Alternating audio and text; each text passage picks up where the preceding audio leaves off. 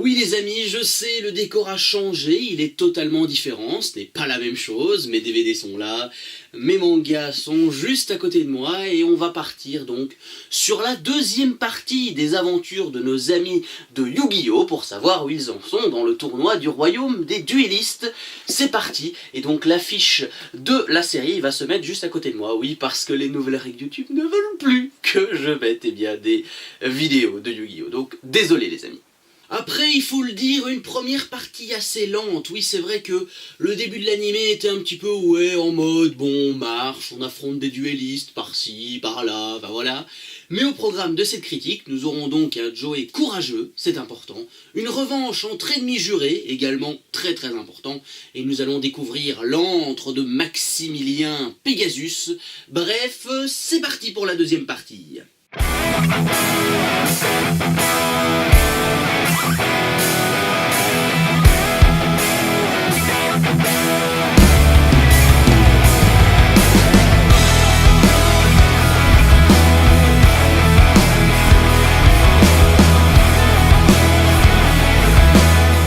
La victoire laborieuse, il faut le dire, contre Panic, ayant été bien sûr très fatigante parce que, bizarrement, jouer aux cartes ça fatigue, je ne sais pas pourquoi, quand on joue avec une carte, on a mal au poignet, on a mal au bras, enfin c'est fatigant apparemment. Nos camarades des forêts rencontrent bruyamment et pas discrètement Seto Kaiba au beau milieu de la nuit, qui a donc décidé de venir reprendre son petit frère Makuba des griffes de Maximilien Pegasus, qui lui d'ailleurs, ne se cache pas d'un certain manque de respect envers la famille Kaiba. D'ailleurs, durant cette vidéo, vous aurez droit à des petites frasques, des petits clashs de Maximilien Pegasus, oh c'est magnifique. Tiens, voici ton paquet de cartes, je l'ai gardé pour toi. Considère ça comme un remerciement pour nous avoir aidés. Merci. Tu seras dédommagé pour ce service, Yugi. Ne sois pas si naïf, Yugi. Tout ceci n'est pas un jeu pour moi. Hein? Je veux affronter Pegasus pour libérer mon frère. Pas pour remporter un stupide trophée. Avant toute chose, je tiens à dire qu'on zappera, qu'on passera le duel entre Joey et Kaiba, parce que premièrement, on s'en fout, voilà, comme ça c'est dit, et deuxièmement, je développerai plus tard au fil de la critique, mais pour l'instant, passons à autre chose, s'il vous plaît. Justement, en parlant de notre ami Wheeler, eh bien, malheureusement, après un terrible cauchemar, après une recherche intensive dans les bois, il se retrouve forcé et même contraint d'affronter une bande de voyous au beau milieu d'une arène ayant comme thème les fantômes, les zombies, enfin voilà. J'ai une question, Maximilien Pegasus, et tu vas essayer de me répondre via cette vidéo. Est-ce que ce n'est pas interdit par le règlement que des duellistes se fassent enlever contre leur propre gré pour jouer aux cartes ? Je sais pas, il y a peut-être que moi que ça choque apparemment. Au passage d'ailleurs, je trouve que le duel entre Joey et Banzai, donc le membre de la patrouille de Bandiken, eh bien c'est celui qui a véritablement lancé, je vais dire justement, Joey Wheeler au sein de ce tournoi, qu'il a libéré à la fois extérieurement et intérieurement. Premièrement, Joey, depuis le début du tournoi, et si vous avez suivi la première partie, vous saurez de quoi je parle, il n'a jamais su affronter justement un adversaire tout seul. Il a toujours reçu l'aide de quelqu'un, une aide extérieure, et ensuite il a su quand même garder un sang-froid assez important face à un adversaire comme Banzai qui pendant presque une demi-heure ou une heure de match vous met la pression, vous dit « je t'ai eu, tu n'arriveras jamais à me battre ». Enfin voilà, il a su rester calme, posé, pour réussir à s'imposer. Monsieur Wheeler a su rester calme dans ce duel pour établir une stratégie bien huilée afin de lui permettre de rafler les étoiles de Banzai et donc de continuer sa route dans le royaume des duellistes et d'envoyer justement la bande à Bandiken plus loin, voire même un petit peu derrière. Ah bah oui, il y a eu une petite défaite et ça n'a pas plu à Bandiken, on le verra. Si je perds mes étoiles, c'est la fin. Je ne pourrai plus participer au tournoi. C'est vrai que lors de mon dernier duel, Kaiba m'a battu haut la main. Je ferais peut-être mieux d'abandonner. Oh non, pas question de renoncer, je ne suis pas une poule mouillée. Je les liquide tous un par un. Il a raison, et après c'est mon tour. Bouclier et épée est une carte magique qui inverse les points d'attaque et les points de défense de tous les monstres présents sur le terrain. Dois-je vous rappeler une chose, cher fan de Yu-Gi-Oh! C'est très important, oui, tu sens la petite voix que je prends, une voix très sérieuse, très importante. Joey Wheeler Le but principal dans ce tournoi du royaume des duellistes, c'est de gagner 1. Les 3 millions de dollars. Alors non, ce n'est pas pour s'offrir des bijoux, des chaussures, enfin tout ce que tu veux. C'est justement pour sauver l'opération des œufs de sa sœur, justement pour la payer. Comment voulez-vous que ce personnage n'ait pas une bonne évolution à partir du moment où tu n'as pas une ligne conductrice comme ça? Enfin franchement, moi Joey, j'adore ce personnage.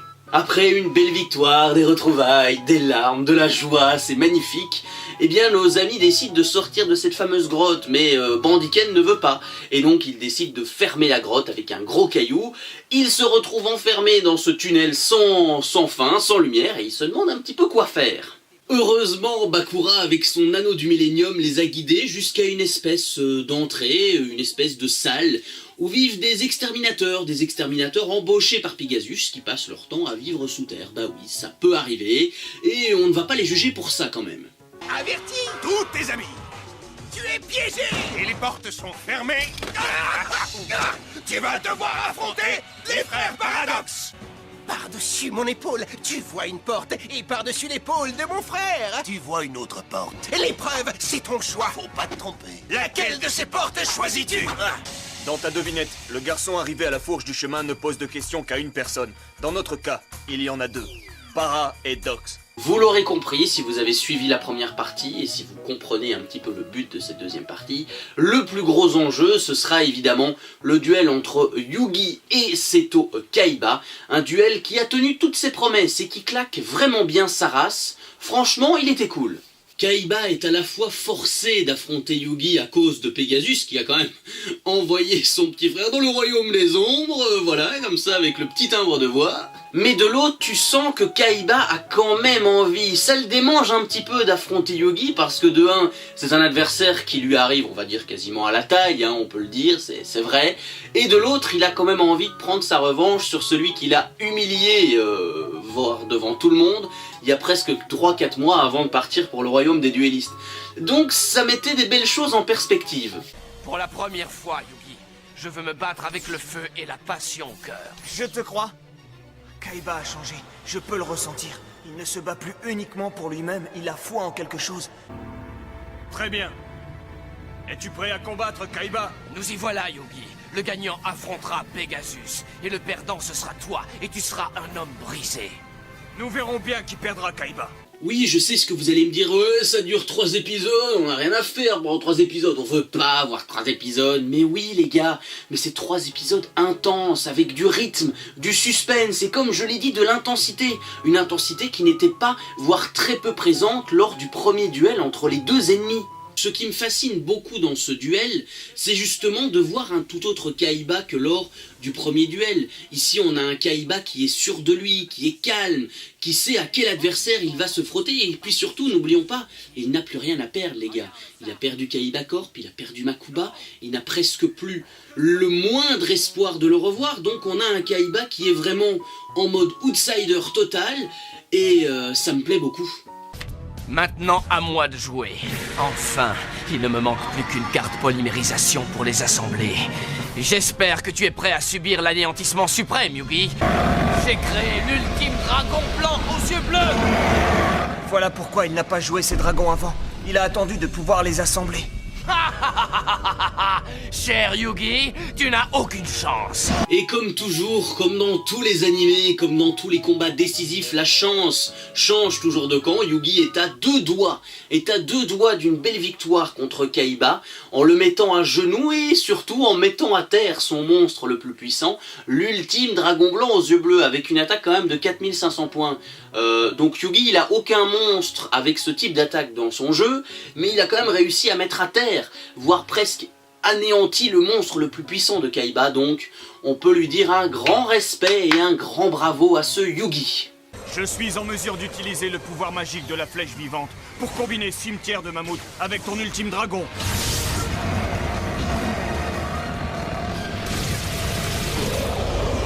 Non, mon dragon! Qu'est-ce que tu lui as fait? Tout ça, c'est ta faute. Pourquoi tu l'as laissé tomber?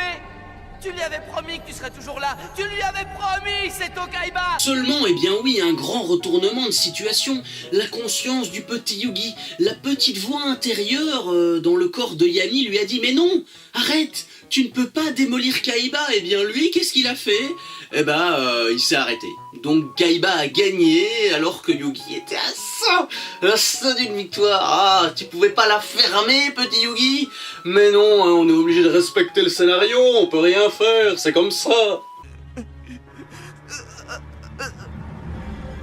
Je le savais. Attaque éclair blanc! Ça, je peux pas le croire. Ce dragon de pacotille a écrasé Yugi. Je n'arrivais plus à la contrôler. Cette présence que je sens tout au fond de moi, elle me poussait à vaincre Kaiba par tous les moyens. Une présence?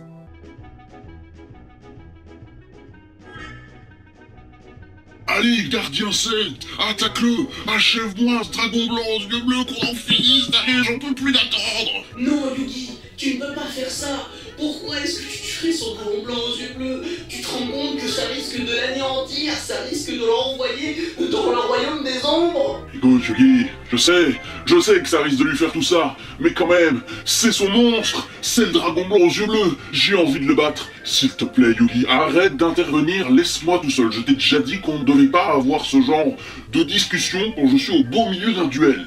Oui, mais si tu le bats, on se moquera encore de lui à la cour de récré. On dira encore que Seto Kaiba est le plus nul qui s'est fait battre par un gamin avec des sourcils froncés, une coupe d'émo. Enfin voilà, tu te rends compte que ça risque peut-être d'anéantir sa carrière. Donc s'il te plaît, est-ce qu'on pourrait pas faire un effort au moins une fois de le laisser gagner? Ouais, t'as peut-être raison, Yugi. Bon, puisque c'est comme ça, eh ben, vas-y alors. Arrête le gardien celte. Moi, je vais aller me faire la magicienne des ténèbres. Ce que vous venez de voir, en fait, je pense que c'est une reconstitution un petit peu grossière, un petit peu de ma part, on va dire, de comment ça a dû se passer dans la tête de Yami Yugi à ce moment-là. Oui, parce qu'il faut dire que si Yugi n'était pas intervenu, Kaiba aurait été encore humilié, effondré, cassé par un jeune gamin d'à peine 10 ans. Donc oui, il fallait quand même laisser au moins une chance à Seto Kaiba, c'était le plus important. On est bien d'accord, c'est une défaite douloureuse, c'est une défaite qu'on aurait tous aimé voire éviter, qu'il n'aurait peut-être pas fallu que Yugi perde à ce moment-là, mais d'un côté, moi j'apprécie le fait qu'il y ait une certaine dualité entre les deux personnages, un certain affrontement entre le Yugi enfant et le Yugi pharaon. Ça permet de voir justement que c'est bien de gagner, c'est même cool de gagner des étoiles, mais il faut gagner avec un certain respect, un respect pour l'adversaire et surtout pour le jeu. Je ne me suis jamais dégonflé. C'est pas aujourd'hui que je vais commencer. Je livrais un duel contre Kaiba. Yugi! Mais je devais aussi livrer un duel contre moi-même. Une présence est soudainement apparue en moi. Elle était prête à tout pour remporter ce duel, et j'ai dû puiser dans toutes mes forces pour l'empêcher d'avoir le dessus. Je ne peux plus livrer de duel. Allez, debout, réveille-toi. Tu commences à m'inquiéter. J'essaie de te sortir de là, alors reprends tes esprits. Bon, je crois qu'il est désormais temps de vous dire ce que je n'apprécie pas, ce que je n'aime pas dans cette deuxième partie. Et la première chose, c'est tout simplement la pseudo, et j'emploie le mot pseudo, la pseudo-rivalité entre Kaiba et Joey Wheeler, qui m'énerve à un point où vous ne pouvez même pas imaginer. Je sens que je vais casser quelque chose. On est bien d'accord, on sait tous que Kaiba c'est un sale gosse de riche, il est arrogant, il a une haute estime de lui, il a un ego aussi gros que ma planète, voilà, pour ne pas dire le mot, mais surtout, honnêtement, la rivalité entre les deux, elle est inutile, elle ne sert à rien, c'est juste pour faire vendre un petit peu des épisodes filler, par-ci par-là, voilà, comme ça, comme Souls Bay, mais finalement, ça sert pas à grand-chose d'avoir une rivalité aussi nulle, aussi ringarde entre les deux. Oui, j'emploie le mot ringard. Vous le savez, vous connaissez mon attachement pour Joey Wheeler, et je le répète, ce personnage, il a beau être cool, il a une classe, il est marrant, mais quand je vois ses réactions face à Kaiba, vous savez à quoi ça me fait penser ? Un gamin qui pleure après un hochet ou un jouet qu'on lui a enlevé, qu'on lui a confisqué. Donc ça aurait été peut-être plus judicieux que ces deux-là restent, je vais dire, dans la taquinerie entre guillemets qui se lancent des vacheries de temps à autre, mais de là en faire des rivaux pour surtout un épisode, ça sert vraiment à rien. Honnêtement, vous avez un petit peu foiré là sur ce coup-là. Autre point négatif, et ça me fait quand même un petit peu mal de le dire, c'est pour Bandiken. Alors Bandiken, il a beau être cool, il a beau avoir une élégance un petit peu de rocker, d'américain des années 90 et tout ça, c'est vraiment cool, mais juste sa motivation pour le tournoi, j'ai mal à la tête rien qu'en parlant de ça. Ah non, mais c'est une motivation qui est dégueulasse les gars, vraiment. Retenez bien sa motivation, il veut se venger de Maximilien Pegasus, donc là on a le cadre, c'est logique, juste parce que Maxou a demandé à un gamin de 11 ans dans le public de venir à sa place, pour justement lui donner une leçon, et il l'a battu. Je suis désolé les gars, ça c'est pas une motivation, non, c'est pas une motivation ça. Non, c'est pas une motivation ça Bandiken. Tu sais ce que c'est Bandiken ça? C'est un caprice d'enfant gâté, ce n'est pas une motivation de personnage, ce n'est pas un caractère bien précis, c'est juste que tu as eu le seum, entre guillemets, de te faire battre par un enfant de 11 ans. Voilà, c'est tout, y a rien à dire de plus. Selon moi, ça enlève toute la crédibilité à un personnage, franchement. Si tu me mets une motivation comme ça d'un personnage, je comprends pas comment il est dedans. À la limite, et je dis bien à la limite, ça aurait été plus intéressant si Pegasus avait fait, je vais dire, un mal physique à Bandiken ou à une personne de sa famille. Là, on aurait pu un petit peu discuter de son rôle, je vais dire, de gros loupard, de roublard. Mais non, là, c'est juste, en fait, un caprice parce que tu t'es pris une raclée face à un gamin de 11 ans. Voilà, c'est tout, il n'y a rien à dire de plus. Reprenons et respirons un bon coup le cours de notre récit. Heureusement, grâce à Théa, elle a su redonner un petit peu de sourire, un petit peu de joie à Yugi en allant chercher les étoiles en surplus chez Mai. Oui, Mai Valentine, vous savez, la belle fille blonde qui est qualifiée depuis en fait le début du tournoi. Voilà, elle avait déjà tout gagné, mais elle s'est dit « Oh, je vais encore aller chercher 2-3 étoiles, comme ça on ne sait jamais. » Eh bien, merci Mai, hein, les étoiles en trop ont été d'un grand secours à Yugi. C'est sympa, merci. Fin prête et prête à tout. Le duel peut commencer. Yugi est toujours perdu dans ses pensées. Ouais, l'action du duel va peut-être le sortir de sa léthargie. Mai a peut-être raison. Il faut que je mette toutes mes forces dans cette bataille. J'ai peut-être abandonné trop vite. Mais comment s'y prendre lorsque la chose qu'on combat est une sorte d'esprit magique capable de vous contrôler? Quelque chose qui vit au fond de vous. Grâce à ce magnifique cadeau du ciel, ou un cadeau scénaristique entre guillemets, ben voilà, nos amis peuvent enfin accéder au château de Pegasus qu'ils ont tellement galéré à atteindre, et ils arrivent au bon moment puisqu'il y a un beau combat qui est en cours, le duel décisif entre Kaiba d'un côté et Maximilien Pegasus de l'autre, afin de permettre à Seto Kaiba de sauver son petit frère Mo comme c'est mignon tout plein. Pour être franc avec vous, et ça je le dis pas souvent, j'adore énormément ce combat entre les deux personnages les plus emblématiques de la saga. D'un côté, j'apprécie le caractère de Kaiba, un petit peu changeant, de se dire que voilà, il met tout en œuvre, tout son pouvoir afin de sauver son petit frère prisonnier, parce que oui, Kaiba a un cœur, bizarrement, on ne le savait pas.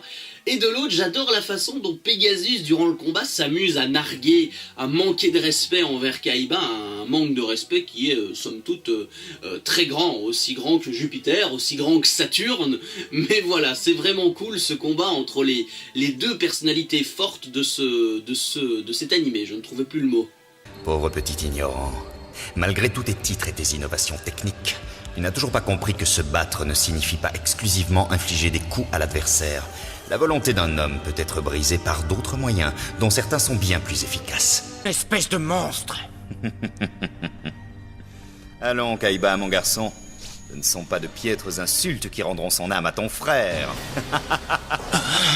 Son âme? Pegasus est un méchant qui a la classe, on peut le dire, il est classe, il est élégant, il a de la puissance et encore plus de puissance grâce à son fameux œil du millénium qui lui confère des pouvoirs justement extraordinaires que même les simples mortels peuvent rêver. Donc oui, moi, Pegasus c'est clairement celui que j'adore de toutes les saisons du Yu-Gi-Oh! Il y a Pegasus, Marek et en dessous c'est tout. Voilà, parce que Darts pour moi il n'existe pas ce méchant. Il y a quelque chose qui ne va pas. Je ne comprends pas, Pegasus joue comme un débutant, ce n'est pas normal. On dirait plutôt qu'il se joue de Kaiba. Ouais. Oh, il a fait la même chose avec toi, Yugi. Ouais. Même le champion du monde, il ne le prend pas au sérieux. Attends, Il y a autre chose. Oui, oui, je vois du bleu, je vois du blanc. Qu'est-ce que c'est? Oui, bien sûr, je vois le dragon blanc aux yeux bleus. Malgré une bonne résistance, c'est finalement Pegasus qui sort vainqueur du duel face à Kaiba. Il gagne à la fois le respect de Seto Kaiba, mais surtout il a gagné l'âme de Seto Kaiba. Rien que ça, oui, donc faut savoir que quand tu affrontes Pegasus, tu ne mets pas en jeu simplement une entreprise, de l'argent, non, tu mets aussi ton âme, voilà, qui t'emmènera tout droit vers le royaume des ombres. Oui, vous avez vu la belle voix là? Et tu as perdu bien plus que ce duel, n'est-ce pas, mon cher Kaiba? Tu viens de perdre ta seule chance de sauver ton petit frère, Makuba. Tu l'as laissé tomber, un dans chaque main. Mais quand bien même vos cartes sont proches, vos âmes n'ont jamais été si éloignées l'une de l'autre. Au moins, lorsque j'avais enfermé Makuba, vous aviez encore la chance de vivre dans la même dimension.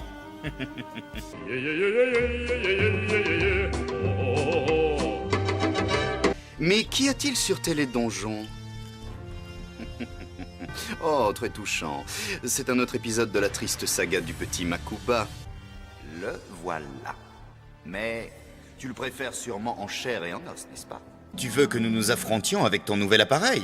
Mais je ne sais même pas comment cet engin fonctionne. Faut-il le faire tourner? Ou le faire rouler comme une balle? Dis-moi, cher Kaiba, tu aimais les dessins animés quand tu étais petit? La défaite a été tellement surprenante, pour vous dire, les amis de Yugi n'ont pas compris. La nuit, ils se sont dit, mais enfin, c'est pas normal, Kaiba, il doit être plus fort que ça. Et alors, vous savez ce qu'ils ont décidé de faire? Eh bien, Tristan, Bakura, Théa, en plein milieu de la nuit, ils ont donc décidé d'aller fouiller le château de Pegasus sans permission. Oh, écoutez, s'ils ont envie de mourir, hein, attends, 28 minutes, oh, vous savez, s'ils cherchent la mort, eh ben moi je vous laisse, allez hop, je vais retourner dans mon antre, dans ma chambre, à bientôt, au revoir. Vous savez quoi les gars, moi je m'en fous. Je m'en fous si Tristan meurt, je m'en fous si Théa se fait envoyer au royaume des ombres, ça m'a permis, rien qu'un instant, de revoir le diabolique et méchant Bakura. Ah, que je l'aime, Bakura, ah, oui, ah, vous ne pouvez pas comprendre mon attachement pour ce personnage qui est tout simplement mythique, magique, phénoménal, bref, on lui arrive pas à la cheville au diabolique Bakura. Il y a un changement. C'est impossible! Je sens une âme obscure au sein de ton anneau! Tu as beau te cacher, tu ne m'échapperas pas, Pegasus.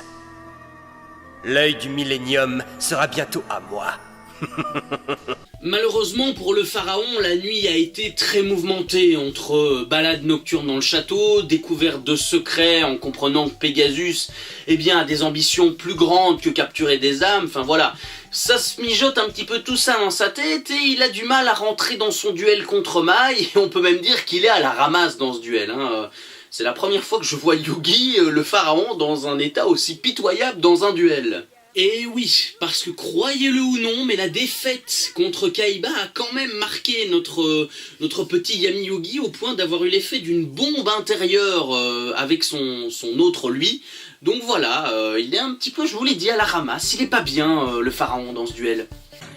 La seule raison pour laquelle je livre des duels, si l'on accepte les voyages, la mode, les voitures et l'argent, est la satisfaction que j'éprouve à éliminer un adversaire valeureux. Tu veux dire que je ne suis pas valeureux? Pas aujourd'hui, mon cher. Ton corps est présent dans l'arène, mais ton cœur et ta tête sont loin, très loin d'ici. Tu es décevant. Ah, Yugi, je ressens la peur que tu éprouves. Je ne sais pas pourquoi, mais tu es terrorisé à l'idée de te servir des pouvoirs immenses de ton puzzle du Millénium. Encore une fois, je vous l'ai dit plus tôt, mais j'adore cette dualité entre d'un côté, le Yugi adolescent, le Yugi jeune, qui justement refuse de faire du mal physique aux autres, et de l'autre, on a le pharaon qui est habitué justement à régner sur Terre, à régner sur l'Égypte. Donc oui, il y a une véritable dualité, il y a une confrontation, même durant le duel entre ces deux-là, où il y a une confiance qui a été brisée, une confiance qui a été perdue. Et il va falloir tout simplement mettre tout en œuvre pour la retrouver, sinon le pharaon pourra rentrer, vous savez, en bateau jusque Batailleville, enfin jusque chez lui quoi.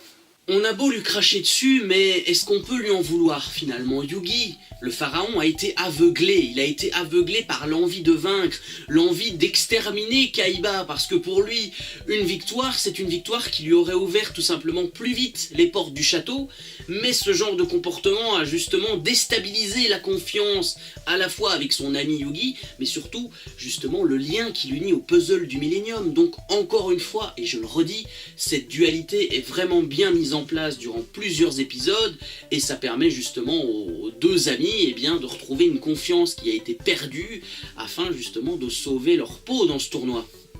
Mai a raison sur un point. Je ne peux plus me permettre d'avoir la tête ailleurs.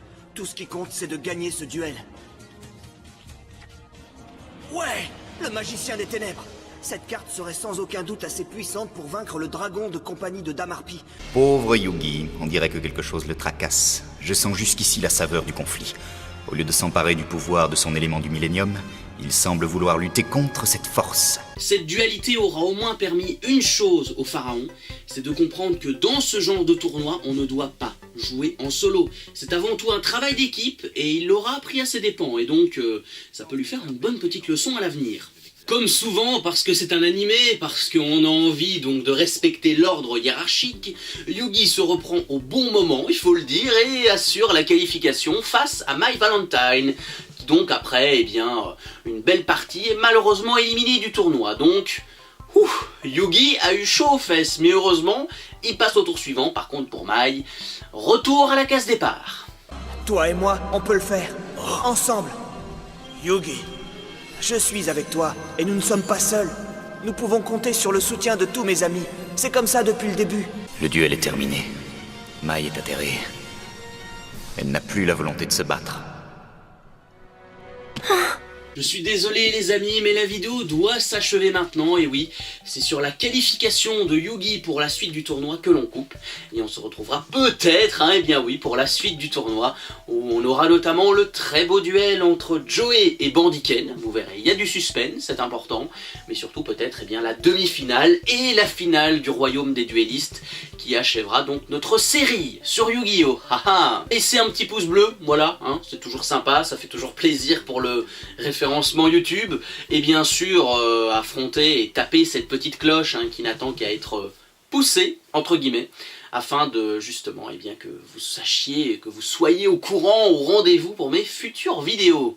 On se retrouve prochainement pour de futures vidéos. Passez de très joyeuses fêtes, un très bon Noël, et nous on se retrouve dès 2019 pour de nouvelles aventures. Salut!